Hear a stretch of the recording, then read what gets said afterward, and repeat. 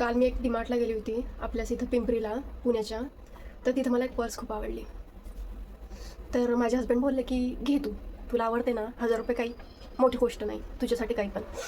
पण आपलं मुलींचं असतं ना की नको काय उगाच 1000 रुपये वेस्ट जात आहे काय फक्त एक छोटीशा पर्ससाठी. तर मी म्हटलं ठीक आहे काही घ्यायची नाही, मी चालले गेले.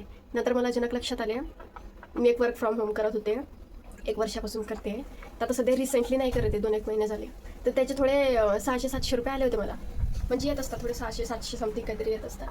तर ते आले तर मला अचानक लक्षात आलं की माझे ते 700 रुपये आले, 600 की 700 रुपये. अचानक असं वाटलं की यार माझे ते पेमेंट आहे ना, घेऊ शकते ना मी 400 रुपये यांच्याकडून घ्यायचे नाही का. म्हणजे एक फिलिंग असते ना आपली स्वतःची की नाही आपल्या स्वतःच्या कमाईचं काहीतरी पाहिजे. म्हणजे जेव्हा स्वतःची कमाई असते ना तेव्हा आपल्याला ती प्राईस 0 वाटते, स्वस्त वाटते. पण जेव्हा वेळ ते आपल्या हस्बंडकडून घ्यायची तर ते 1000 रुपये आपल्याला खूप वाटतं. असं वाटतं की नको यार 1000 रुपये नको चालले जातील असं विचार येतो आपल्या मनात.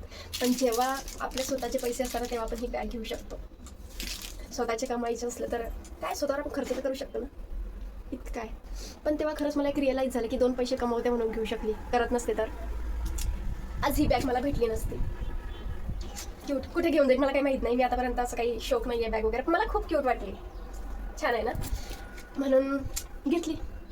पण मी तुम्हा मुलींना एक सांगते, खरंच स्वतःचं काहीतरी करा. जिथून 2 पैसे कमवसाल ना तर कोणाला 100-200 मागायची सुद्धा वेळ येणार नाही. थोडं काय होईना 500-600 असतील ना काहीतरी स्वतःचं करू शकता ना तुम्ही.